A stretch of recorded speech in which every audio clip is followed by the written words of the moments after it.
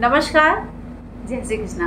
आज मैं आपको बताने जा रही हूँ मित्रों कि जब मैंने पिछले वीडियो में सूर्य पर दृष्टियों की बात बताई है तो यहाँ पर एक हमारे मित्र ने पूछा है कि शुक्र और बुध की क्या सप्तम दृष्टि होती है, क्या वह पूर्ण सामने सामने बैठकर देखता है सूर्य को।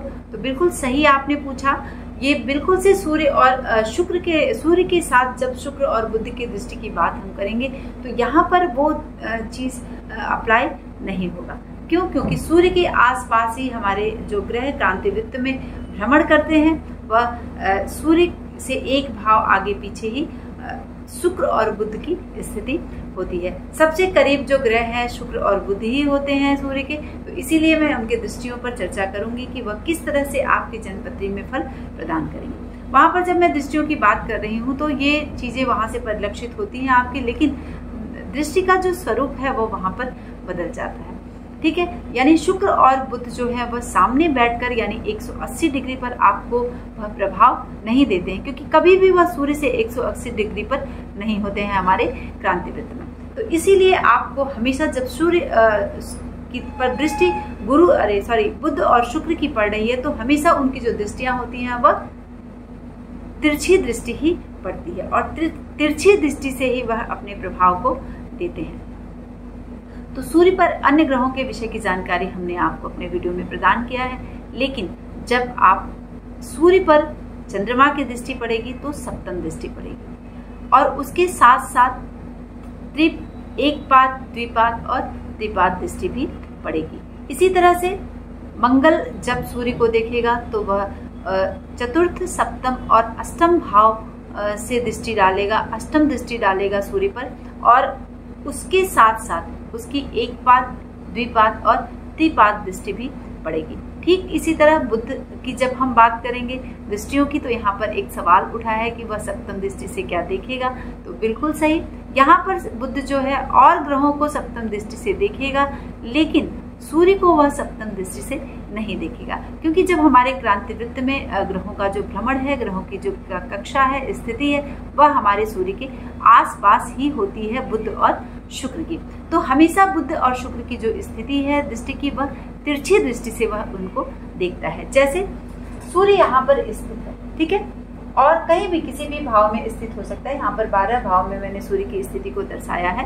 तो सूर्य के साथ हमेशा या तो बुध उनके साथ संबंध बनाकर बैठता है या एक भाव आगे पीछे, इस तरह की सूर्य और शुक्र की स्थिति होती है। यानी सूर्य अगर यहाँ है तो शुक्र यहाँ भी हो सकता है, यहाँ भी हो सकता है और यहाँ भी हो सकता है। इसी तरह से बुध यहाँ भी हो सकता है, यहाँ भी हो सकता है और यहाँ भी हो सकता है।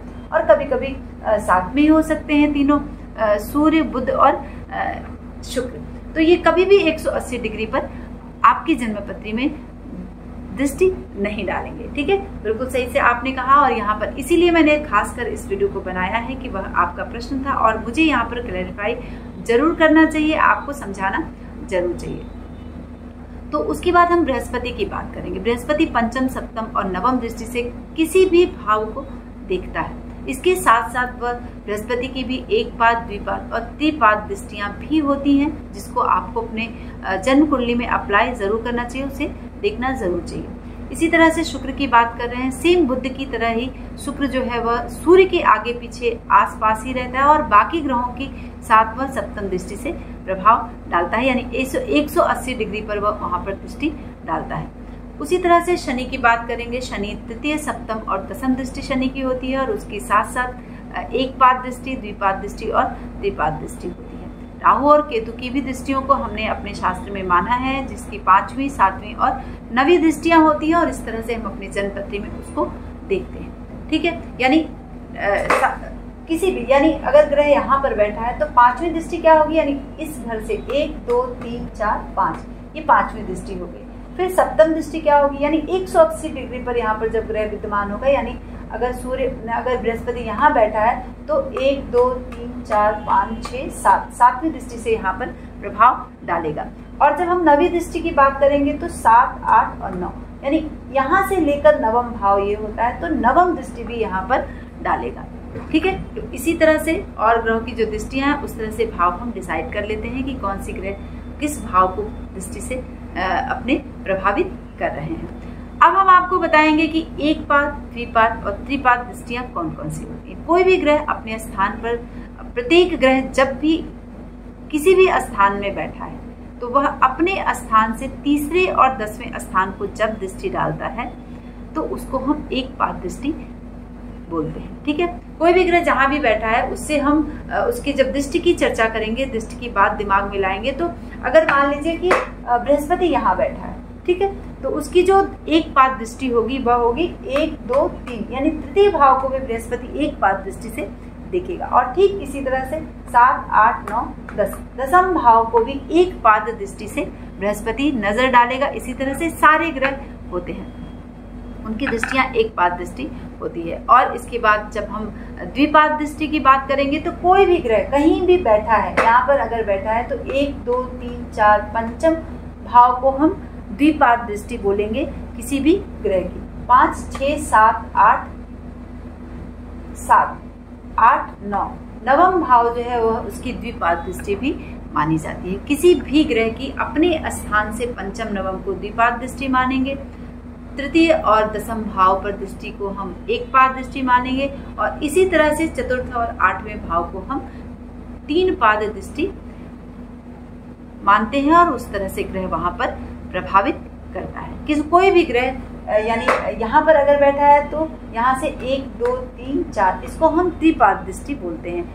फिर अष्टम भाव यानी 4, 5, 6, 7, 8, ठीक है, अष्टम, चतुर्थ और अष्टम को त्रिपाद दृष्टि बोलते हैं, और इस तरह से ग्रह अपने भाव को प्रभावित करते हैं और उससे संबंधित रिजल्ट पर प्रदान करते हैं। तो अभी तक मैंने सूर्य के विषय में बताया है कि सूर्य पर जब विभिन्न ग्रहों की दृष्टियां पड़ती हैं तो वो किस तरह से आपको प्रभावित करती हैं, और इसी तरह से आप जान सकते हैं कि आपके जन्मपत्री में कौन सा ग्रह किस तरह से प्रभावित करता है। खासकर शुक्र और बुध तिरछी दृष्टि डालते हैं, और राहु और शनि की नीची दृष्टि होती है।